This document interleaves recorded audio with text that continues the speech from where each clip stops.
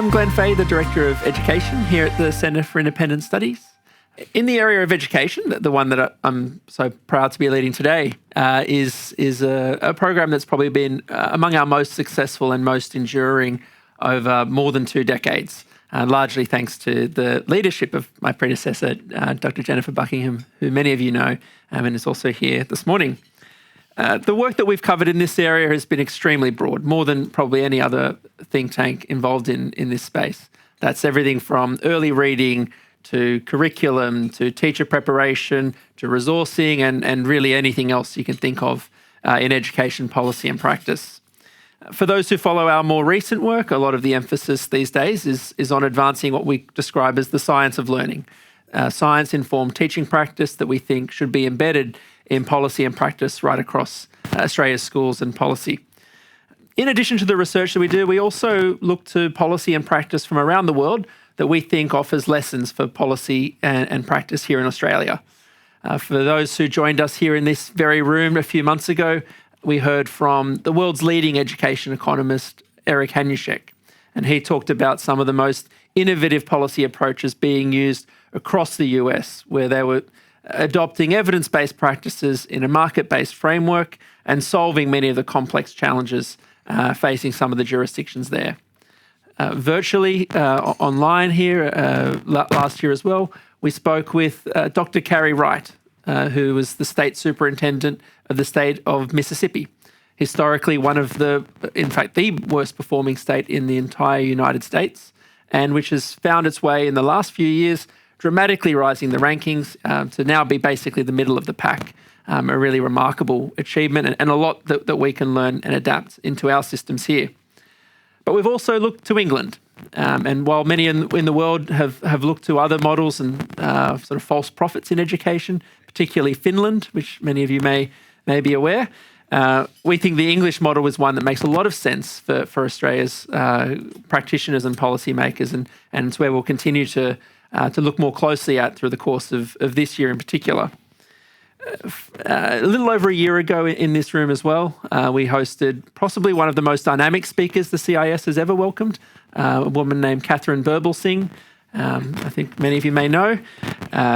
Catherine came and spoke here at CIS just days after finding out that the school that she leads in London, Michaela Community School, had achieved the highest performing ranking in the entire country. And that's a real testament to the work that her team has done over many years.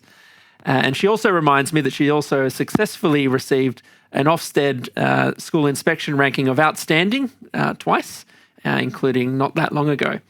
But we're also pleased to welcome another major education reformer from England here today. Amanda Spielman has been leading the organisation known as the Office for Standards in Education, Children's Services and Skills, better known as OFSTED. She'll talk a little bit about the impressive work that they've been doing and its contribution to the reform effort in England that I think is so important for us to look at here. Prior to her time with OFSTED, Amanda led the chief exam regulator in England known as Ofqual. And she's also a founding member of a multi-academy trust that's incredibly well regarded, known as ARC Schools.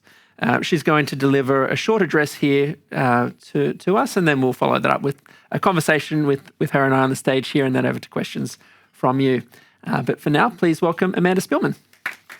Thank you very much, Glenn. It's a tremendous pleasure to be here. I'm really excited to be talking to you today, and this is actually my first speaking engagement since I finished as Chief Inspector at the end of December, partly because most of the time in between I've been on holiday in Australia, enjoying your very, very lovely country.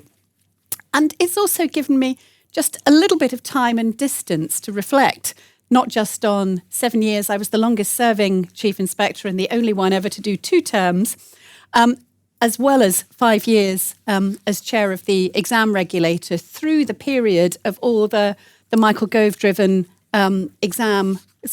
curriculum and exam reforms. So I really have seen firsthand the good, the bad, and the ugly in the English system.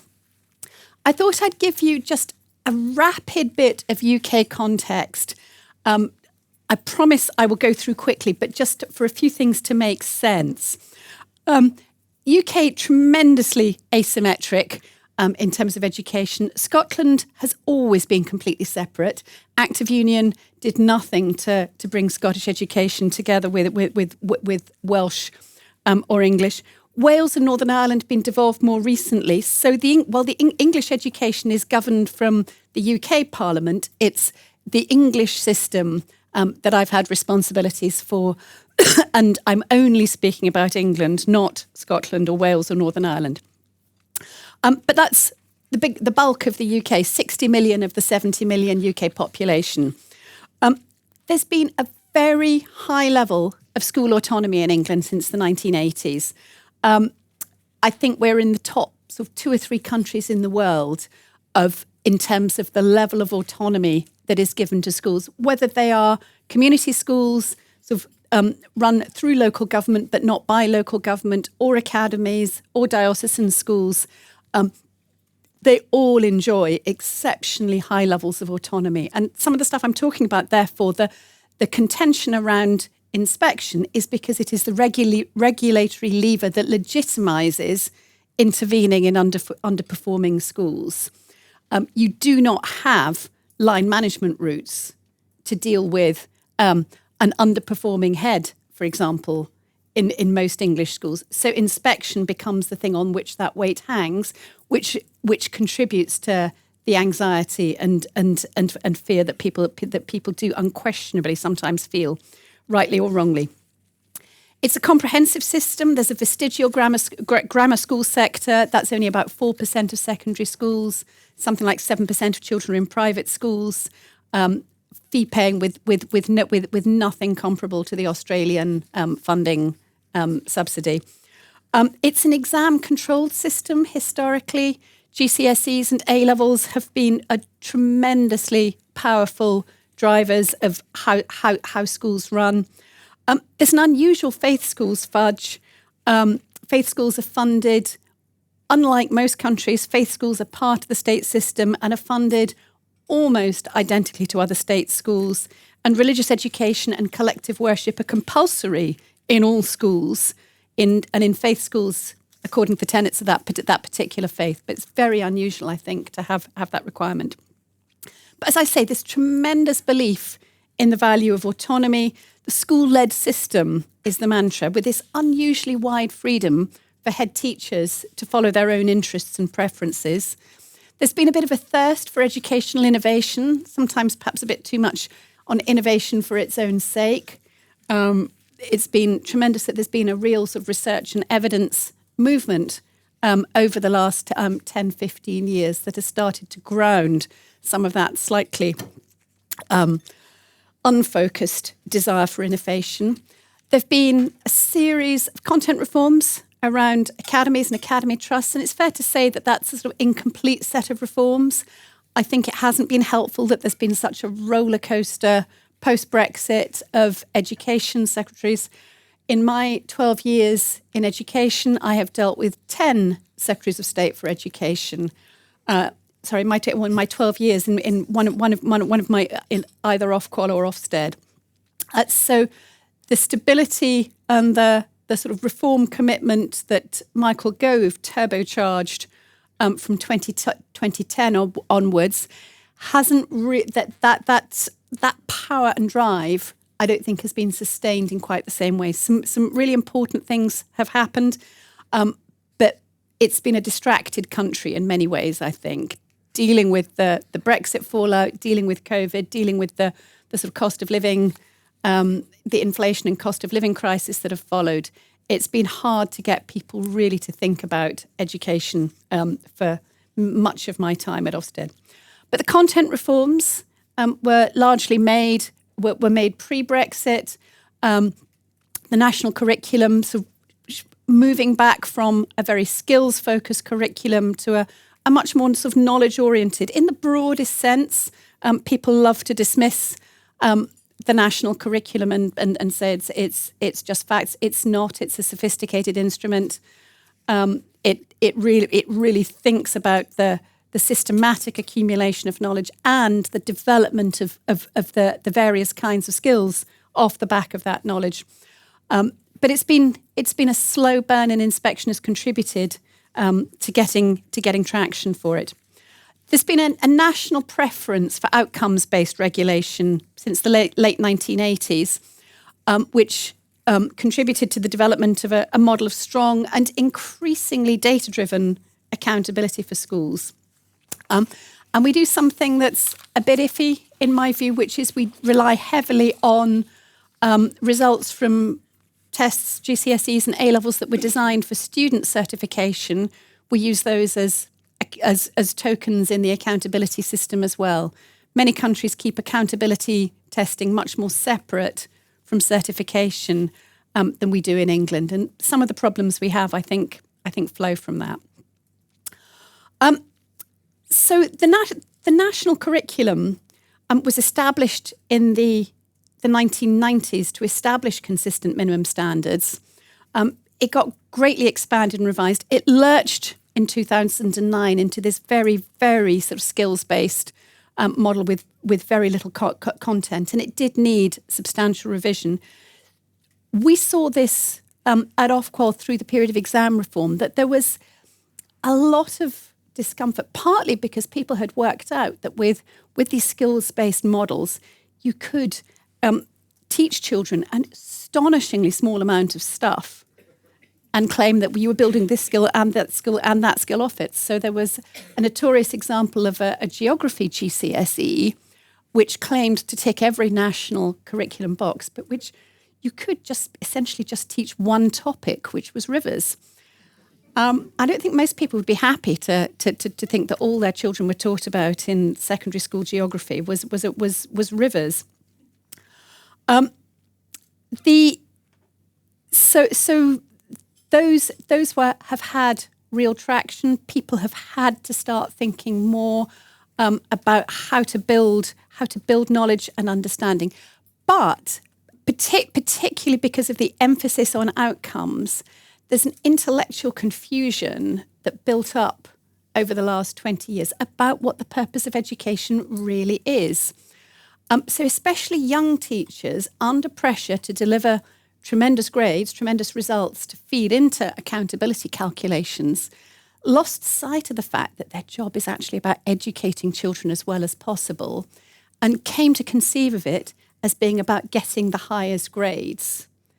They're not the same thing. Really good education should lead to really good grades, but there are ways, always in any system, ways of shortcutting and simplifying to try and maximise grades without going through all the effort of all that education. So some of it is just over-focus on teaching to the test, over-focus on exam technique. The kinds of things we saw were children being entered for the same GCSE many times with different exam boards and in different sittings. There were children who were taking English and Math GCSE 5, 6, even 8 or 10 times, because what would count for the school would be the highest grade. That loophole got closed off. There were also schools which were essentially pushing children's expectations downwards because the equivalent system used in this accountability calculation overweighted some of the applied qualifications that were intended for the lower achieving groups. Oh no, you don't want to do physics and chemistry GCSEs. Do this applied science BTEC. Something where they could be practically every child comes out at least with a pass, and most of them come out with the top grade, but is unquestionably significantly less demanding and doesn't put children on a track from which they can do serious academic and technical programs at the next stage. So shutting children's lives down, and a bit of it. There's always some murky stuff at the margins, but those things, things like the multiple entry, things like the curriculum shifting, became absolutely mainstream and sort of almost expected and regarded as what schools did to maximise grades, and the narrative came to be about maximising grades. And it was hard, I think, for some of the people who'd who'd built this strong outcomes-based model to acknowledge that these things were happening. And of course, schools didn't want to talk about it. So everybody knew that this shift was happening. But it was kind of not discussed. And this really blew up at Ofqual in 2012 when a new English GCSE did not land as expected, and it transpired that a lot of people were really seriously disappointed with their results and thought they should have done better. And when I was coming into OFSTED, I realised that reforms that had been made to OFSTED by government as part of this outcomes-based regulation had made the inspectorate less able to spot this kind of this evolution away from proper education, because inspection itself had also been pushed into relying very heavily on test and exam outcomes as the indicator of quality. We'd almost lost, as an inspectorate, that professional expertise in all the dimensions of what constitutes quality in education. So when I came into Ofsted, there was this really big challenge, that there was this great mass of stuff that was essentially undiscussable because schools were a bit as saints. It's schools and hospitals. You can't thou shalt not say nasty things about schools and teachers. The inspectorate, the UK has a strong conception of public sector accountability. There are inspectorates in many sectors. Ofsted is responsible for inspecting not just schools, but also teacher education, post-16 colleges, early years provision of all kinds, and children's social care. There's a medical inspectorate, the Care Quality Commission, which inspects hospitals, general practitioners, adult social care. There are inspectorates for prisons, for police forces, for the fire service. They all report publicly, like Ofsted. They all have overall effectiveness judgments, like Ofsted, and they all use one-word judgments, like Ofsted. The judgment scale that Ofsted reports on, outstanding, good, requires improvement, inadequate, is essentially the same as is used by virtually every inspectorate. It's evolved over the last 30 or 40 years, and it comes from this principle of transparency and accountability for public services. It probably is quite a tough principle. I think its impact is felt differentially depending on the size of the organisation. I think it's toughest when it's on very small organisations and probably felt least personally in very large organisations like the Metropolitan Police in London, for example, currently judged inadequate. But I doubt it hurts the senior people at the Met the way it can hurt somebody running a small primary school. But nevertheless, that is government policy and has been settled government policy for a long time. Ofsted for 20 years now has been limited as a matter of government policy to just a diagnostic role. I think there was a perceived conflict. It used to do some support work. The inspections used to have a sort of more mixed sort of support, advice and diagnostic role. There was a view that there should be a sort of clear separation, with Ofsted doing the diagnosis and other people doing the treatment. The phrase that was commonplace was that Ofsted shouldn't mark its own homework. But that support function did there, and there is still a memory in the system that Ofsted used to be the people who helped us, and now you just come and judge us, which is a difficult one to deal with. It's thinly resourced. European inspectorates exist in many European countries. On average, they have about one inspector for every 18 to 20 schools. Ofsted has one for every 80 to 100 schools. So it's a skinny model. All schools get inspected every 2 to 5 years with shorter intervals for weaker schools. And as I said, those judgments are made and reported publicly. It's not just an overall judgment. There are graded judgments for quality of education, for behaviour and attitudes, for personal development, and for leadership and management. And there's also a judgment of the effectiveness of safeguarding. And government hangs interventions on schools that are judged inadequate, and also on schools that are judged requires improvement for a second or subsequent time. And a huge amount of the anxiety in the system, there is no question in my mind, is about the fear of those consequences. Think it's a bit like a dental checkup. Everybody knows that a dental checkup is not something that any of us looks forward to, but of itself, it's really not a big deal. It's the fear of the filling, or worse, the sort of root canal or the extraction that might follow if the dental checkup shows you need it. And yet, most of us come out of the dentist glad that we went and glad that we did it. There is a sort of paradox here. So in 2016, I faced the unintended consequences of this system of outcomes-based regulation with teacher confusion, some of this narrowing and distortion of curriculum, just so little thought about what really constituted quality in education, too much about interventions or finding ways to get the numbers up, not enough about education.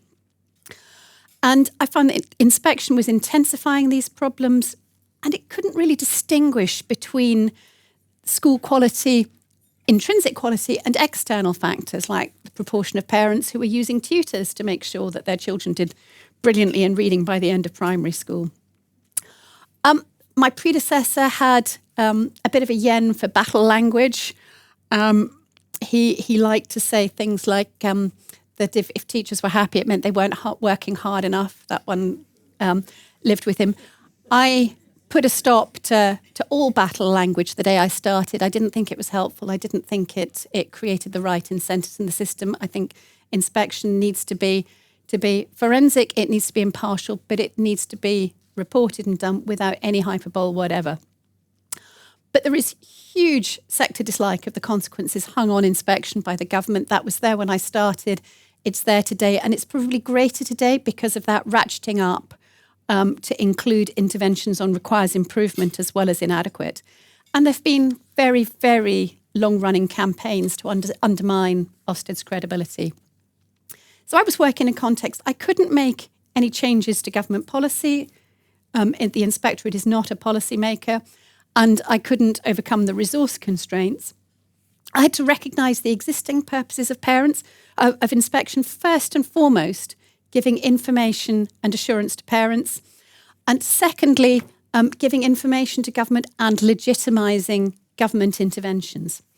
I made a third purpose explicit that had been there all along, but it had got reduced and pushed down. But it's making inspection valuable at the receiving end. I made that explicitly one of the main purposes. I also decided that we must make the inspection framework so fully grounded in the available education evidence, which of course evolves and iterates, but we had to create a starting platform. And to my astonishment, this didn't seem to be something that any other school inspectorate had done. Judging by the enthusiasm and appetite from European inspectorates for what we've done and how we've gone about it, we've genuinely been cutting edge. And I put in a strong emphasis on principles, on substance of education, and on integrity of school decisions and choices, because you can't make something that picks up every conceivable distortion and game in the future. You do need, in my view, principles in good regulation. And I put a strong emphasis on curriculum, which is the building blocks of education. You can't. There's been a lot of it just takes great teachers. Actually, you can have great teachers, but if they've got rubbish curriculum, it won't do a great job at all. if you've got really good curriculum, it can help bring your teachers up to speed and make good teachers better teachers and weak teachers at least adequate teachers. One of the most inspiring papers I ever read, and I wish I'd kept the reference, was to some studies on the use of Singapore maths in the United States. And I was interested in Singapore partly because in the period in which its mathematics attainment went from lower middle of the pack to world leader, was a period in which I think only about 10% of primary teachers were graduates. And even today, I think only about half of Singaporean primary teachers are graduates. So it absolutely wasn't about only teaching with the sort of polished products of the most selective educational institutions. And I thought, how do you do that? And I found another study that showed how much teaching that curriculum with that very careful structuring and sequencing and sort of attention to pedagogical detail, that it improved teachers' mathematical understanding as well as children's. And I think that power of really well-considered curriculum to lift all boats is something that hasn't had the attention it deserves. So we brought attention to curriculum really back into focus. So I thought I'd just talk for a minute about what an inspectorate is, because I think it does take a little unpacking. So there are ways that an inspectorate has effect before an inspector ever steps through the door of any school. There are things around inspection itself, and there are things you do after an inspection. And that leftmost box, the evidence-based inspection framework, that is an incredibly powerful system lever. And it acts on everybody who expects to be inspected in the future, even if it's not for several years down the line. That framework that we brought out in 2019 started to act. In fact, when we started talking about it, before we'd even published the draft, people started thinking about it. But it's been tremendously powerful, which is one of the reasons why everybody with something they think should be happening in schools, whether it's financial education, better financial education, CPR, whatever it may happen to be, the first thing the advocates do in England is to go to the minister and say this should be taught in all schools. And the second thing they say is Ofsted should be inspecting this thing, whatever it is, because they recognise the power of that framework to influence what happens in schools. Then there's the inspection process itself. Inspection that is framed as a professional conversation between the lead inspector and the school head. It brings in others in the leadership team. It touches on various subject leaders. Because it is such a skinny activity now in England, it cannot involve conversations with everybody working in the school, every teacher and every subject. There's some sampling. In a different world, we would have a fuller model, but nevertheless, it is framed around professional dialogue to maximise that constructive discussion. The judgments are, of course, a part of it. One of the difficulties I have with government is helping them recognise that inspection is about all of these 5 things, not just about the judgments that are the sort of proximate thing that civil servants want to pick up and say, right, I can do my thing because that judgment. But parents like them. Parents like the simplicity and clarity of the judgment structure. It's something we regularly survey on them. Government also hangs a lot of its policies, not just these immediate interventions.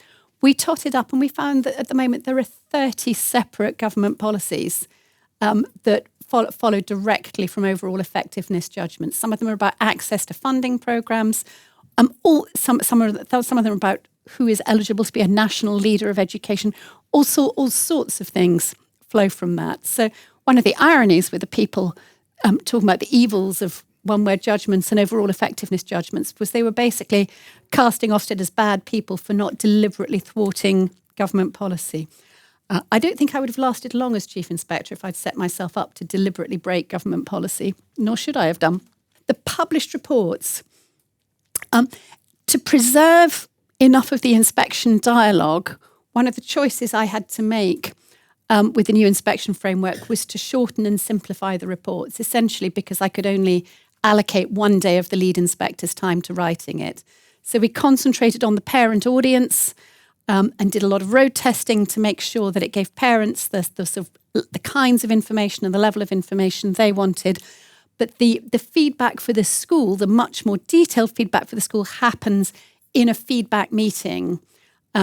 We haven't got the capacity to do the kinds of 50, 60-page inspection report we were once able to write. So those are the inspection pieces. And then there is the post-inspection.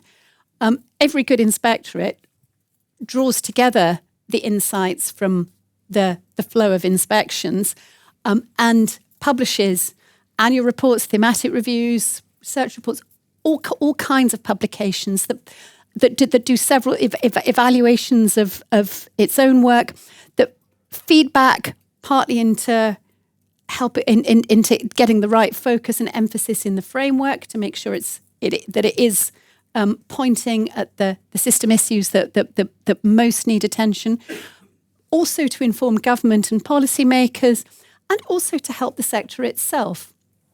One of the things we did during COVID, when routine inspection was suspended, we did a series of COVID visits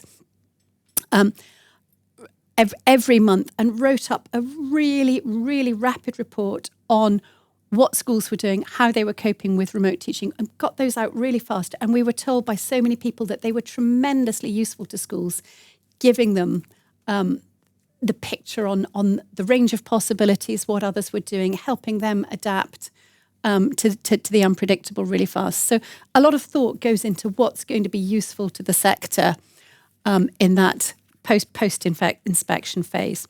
So that's what we were setting out to do. I think any inspectorate that you taught that through would recognise that unbundling, but a surprising number of them don't sort of unpack it to that level. But I think it's helpful to do that. And we didn't slam this out on the world. We did a slow collaborative development with the sector. So first of all, I made speeches sort of articulating the principles, and it became very clear that those principles were really welcome, that people were uncomfortable with the status quo on inspection, and they were uncomfortable with this extreme pressure to get the numbers one way or another. There was something that everybody knew wasn't right, even if they weren't willing to talk about it publicly. We did some really interesting research pieces on the state of curriculum, and it did indeed show some significant deficiencies. Pretty much everything in primary that wasn't covered by national testing programmes in reading and maths had atrophied. The state of science, the state of the humanities in primary school, the national curriculum was there on paper but really wasn't translating into practice. Secondary, particularly lower secondary for similar reasons, the things that weren't picked up in the tests that pupils took at age 16 were getting very little attention.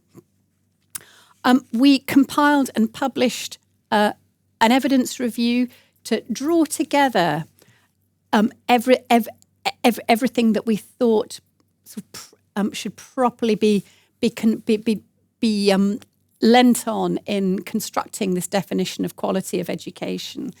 Professor Daniel Merce, who's now I think at Queen's University Belfast, was our research director for about three years and did a brilliant job leading on that. And the important thing for me is that remains a live document and gets iterated.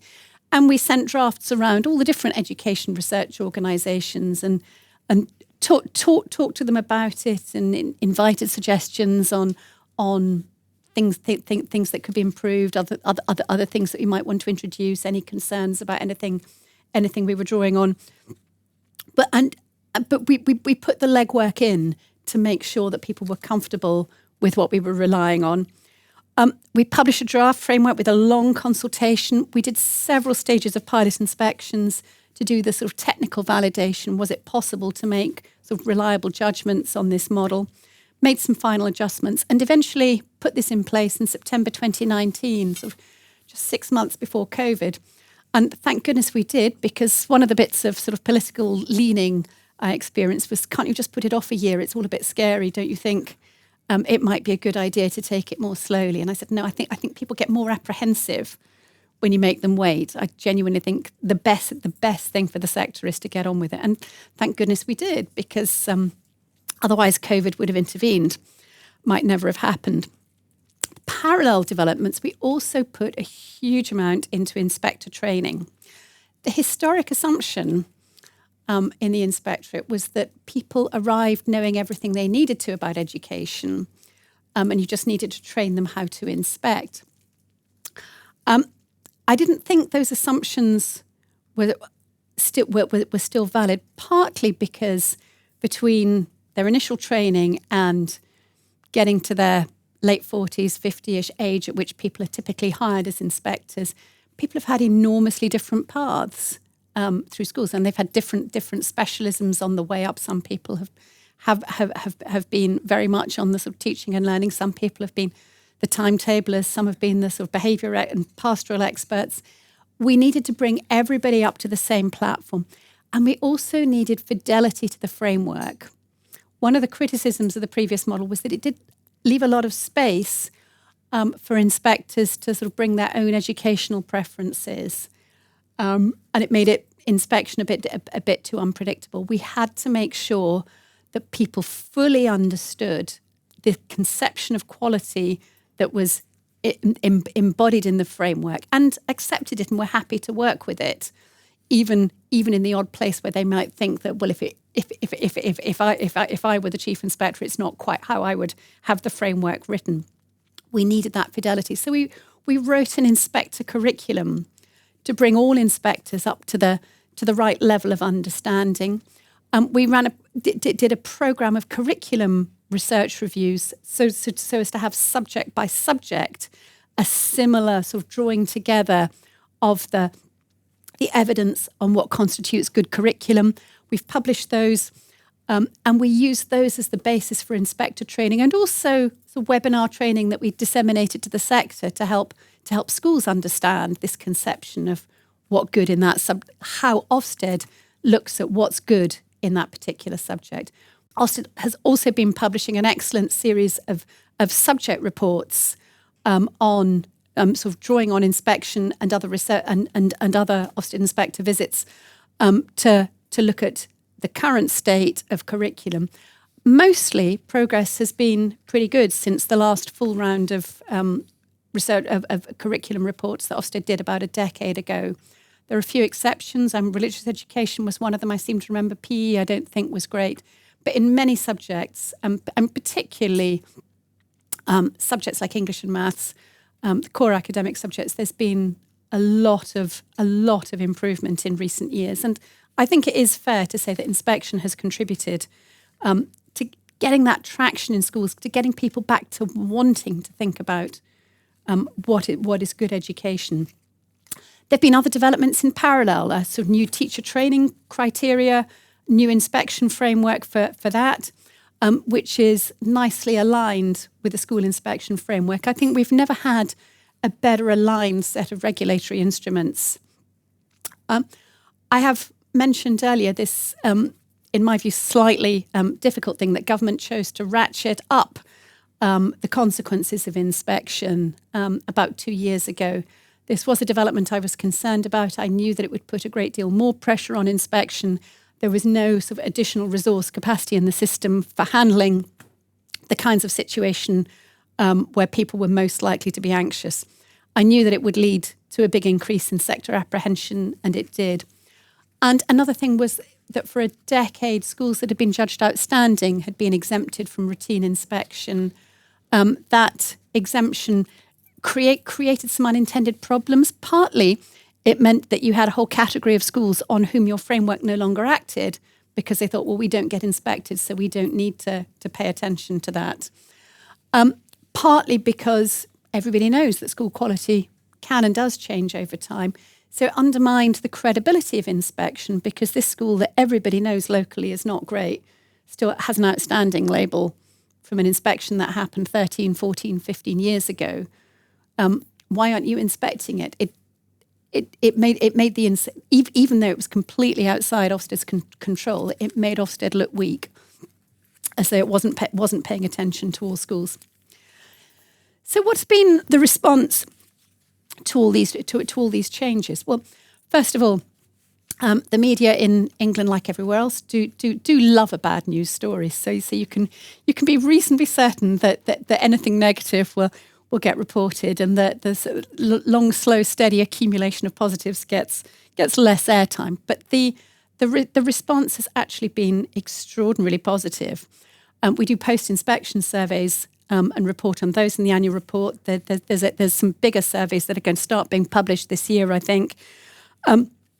The feedback from the post-inspection surveys shows that consistently in the low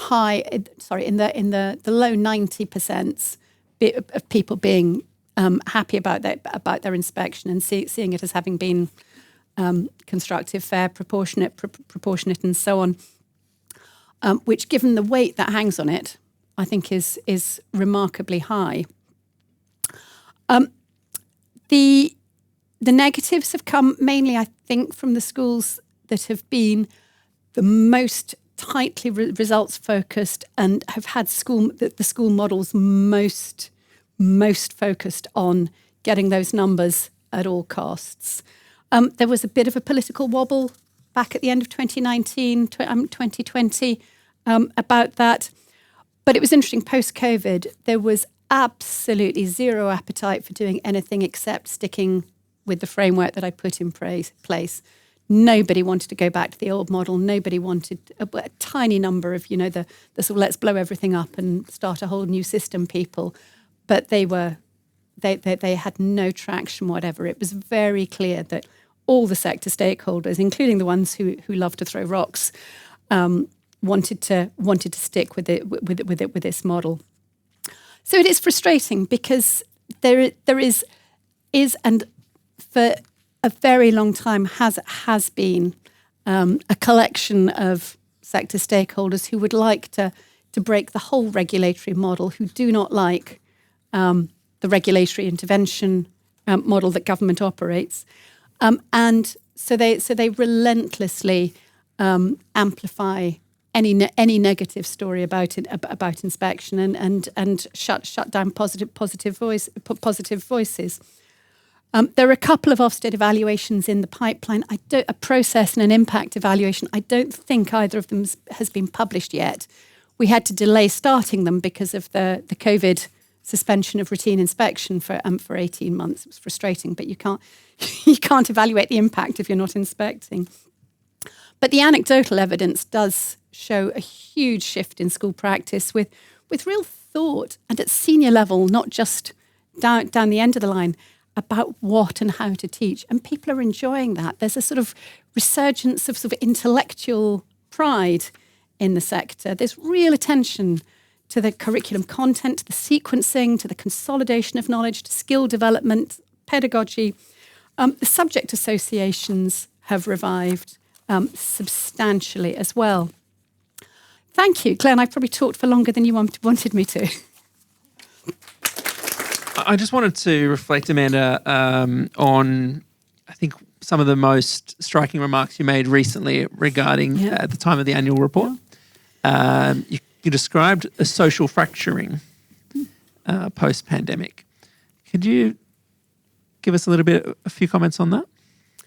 Yeah, this was something that we picked up on pretty early when we started re-inspecting, and I talked about it in a speech about 2 years ago to one of the big union conferences, and I said that the social contract is broken, and this really took off, and I think it reflects how strained schools are feeling, because the deal between schools and families that parents will make the effort to get their children to school, by default expecting to cooperate to make the most of school and to be there regularly, and schools will do their best to make a good education for the children while they're there. A lot of parents became more entitled, less willing to fully throw themselves into making the job of schools doable by fulfilling their end, or at least that's how schools see it. And I think there is some evidence that people who'd had education come to them, who hadn't had to sort of go through the getting the children up and out the door onto the school bus or whatever it takes, even in the face of sort of adolescent reluctance, that there was a loss of sort of grip and grit. It was reflected in school attendance. I don't know if you've got the same school attendance problem here. Attendance is still significantly down pre-COVID, and it's not a tiny number. It's across the board. Everybody is attending less. It's not just that there's a 10% who are attending much worse, and the other 90% who've got exactly the same patterns. There's more absence at every level, and that is making the job of schools harder. They're also having to deal with, obviously, sort of more behaviour challenges. Children who've had less socialisation at every stage in education. I think we're hearing that people say it's like dealing with children 2 years younger. Colleges are saying this, that the 16-year-olds aren't behaving the way 16-year-olds normally would. Primary schools are saying 4-year-olds. At every level, people are finding it harder because of this delayed socialisation. There's a lot of other things going on, but I think we've got some pretty grumpy, in England at least, I think we've got pretty unhappy schools that are feeling that there are challenges landing on their shoulders from every direction and not enough sort of recognition of how hard they're working. And so if I could grab Eleanor Douglas. I was just going to ask about reading in England and the progress specifically that's happened around reading. I think reading has been a big success story. It's been a slow success story. This is actually how I came into education myself. When I did, I'm a recovering investment banker. I gave up on my second maternity leave. I decided to do a master's in comparative education to keep my brain ticking over, and I never went back. But what I got particularly interested back then was in the kinds of education that were most effective for the most disadvantaged children, which took me into the whole, mostly American at that stage, literature on teaching reading, and on the huge advantage and power of phonics-based approaches to teaching reading, and was instantly struck by the huge gap between what the research seemed to indicate and what seemed to be generally accepted practice in schools. And that was what really took me into ARC and into ARC schools and into what I wanted to build into the education program there, to make sure that the ARC's primary schools adopted a sort of fully phonic-based scheme. I think we used the Sounds Right Ruth Miskin scheme. There were a number of others we could have picked from, and so I watched firsthand the sort of reluctance and the various sort of maladaptations that happened as government policy gradually extended to sort of get more explicit about expectations, that there was quite a lot of sector resistance. I mean, it is tremendously hard, I think, if you're an established teacher, to acknowledge to yourself that what you've been doing, perhaps for many, many years, may not have been as good as it could have been and might have led to some children being labelled as dyslexic or having special educational needs unnecessarily. Must be a really, really difficult thing to admit. And what we saw was a lot of, I think, essentially mixed programs where people were saying, well, we do phonics, but it was disconnected from everything else, because they were also doing the look and guess. They were also doing sort of look, cover, write and say spelling. They were also keeping what they called the searchlights, I think was what they were called in England, of the predicting and guessing and looking at pictures and decoding, sort of remaining a sort of last resort strategy for many children. Inspection started looking at early reading in a small way before I started, but while the emphasis was very much on results, I think there were a lot of primary schools which were doing a bit early on. It was better than it had been, but which were flipping back and doing the whole mishmash for a good few years, and relying on sort of late interventions when children were in year 5, year 6, and where quite a few children were often getting help outside school as well. So, and producing okay results at the end, which were just giving more children more pain and difficulty along the way. Because if it's hard to learn to read, if you're year 3, year 4, and still finding it hard, not reliably decoding, it's unsatisfying. You know that it's hard, and you can't put the same attention and effort into the substance of what you're reading. So your comprehension, your vocabulary, your comprehension, the development of all of those is delayed. So this framework that I put in at OFSTED, and by the way, OFSTED publishes everything. It's all there on the gov.uk website for anybody who's interested. But the framework has a really explicit section on early reading. Every primary school inspection has a deep dive on early reading, and it's not just about outcomes, it's about the process. Are you teaching in this way? And that has absolutely turbocharged the shift in primary schools, because OFSTED is the lever that joins government policy to the wheels of what actually happens in schools.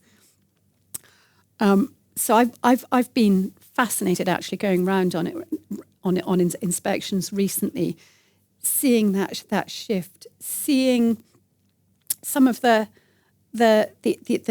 sets of reading books that were so oriented to sort of get essentially the sort of guessing, look and say things, getting squeezed out of schools at last, and the emphasis being on for the early readers being on stuff that is properly matched to what they've been taught. It's really positive.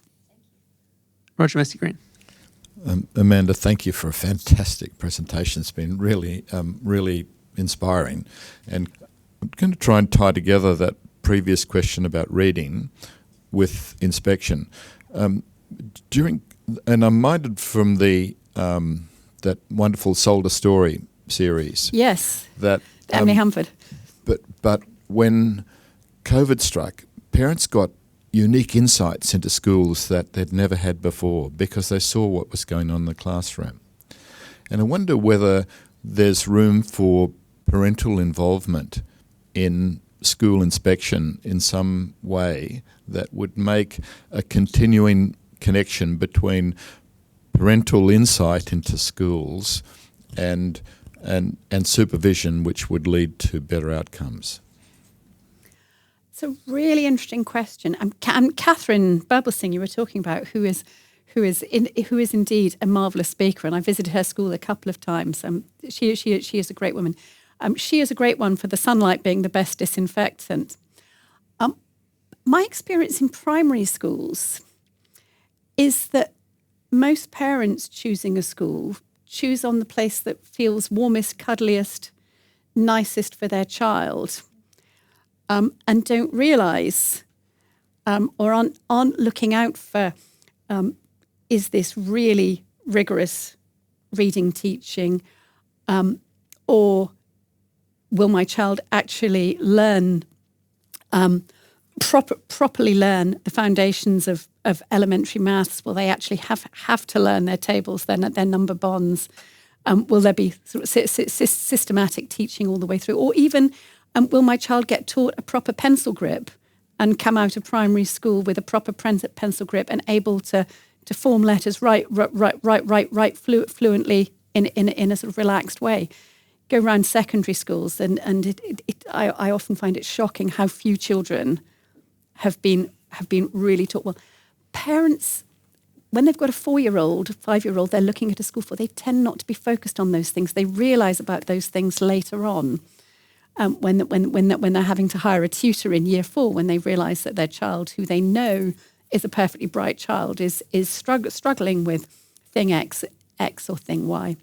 Ofsted did have lay inspectors once upon a time when it was a much bigger inspection model and much bigger teams. I think you'd have a team of 7, 8, 9 inspectors for a week, and a lay inspector would be part of that. But when it was shrunk right down, there simply isn't capacity in the model at the moment to bring lay inspectors back in. I think it was found to be a bit hard to create enough consistency, not in judgments, they weren't making judgments, but in the kinds of conversation that they had, that they could sometimes be a bit random, and that I think that created some knock-on. And so I think some of the people doing it were doing it because they had a particular interest in one thing, perhaps because they'd had a child with some particular special educational need, and so they became a bit over-focused on that when they were in another school. So it's something that's possible in theory, but is surprisingly difficult to translate in practice in a service where people rightly expect a very high level of consistency between inspections. It would be a really interesting one to explore how you could achieve that. Just over here. Yeah, thank you. Hi, Amanda.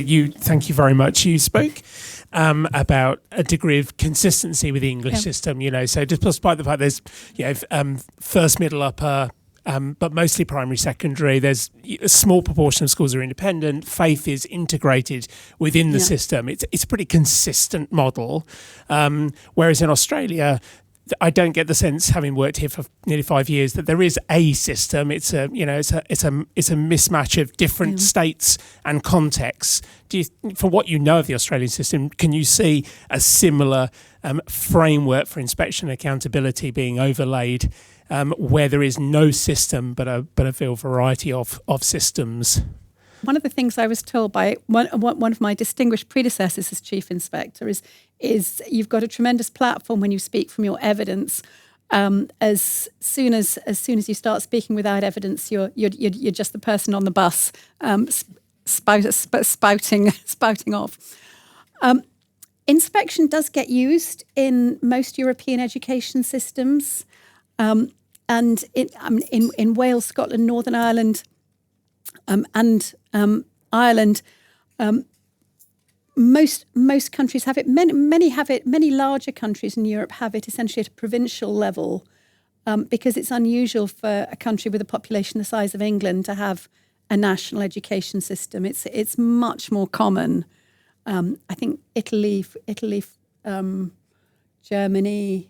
Germany's definitely federal, but the institutions tend to be organised at that level as well. I don't think you could have. I think it'd be very hard to have something where the education policy was made at one level and the regulation was at a different level. You would end up with inspectorates and regulators having to do a really difficult, awkward stretch across sort of fundamentally different, potentially different policy aims. Thank you all for being here this morning. I hope to see you all again very soon here at CIS, and wish you the very best for the rest of the day. Thank you. Thank you, Glenn. It's terrific. Thank you. Now, for decades, CIS has been a fiercely independent voice, working tirelessly to deliver evidence-based public policy, especially in the critical area of education. To be notified of our future videos, make sure you subscribe to our channel and click the notification bell. CIS relies solely on the generosity of people like you to help us advance our cause. Check out the links on screen now to see how you can get involved.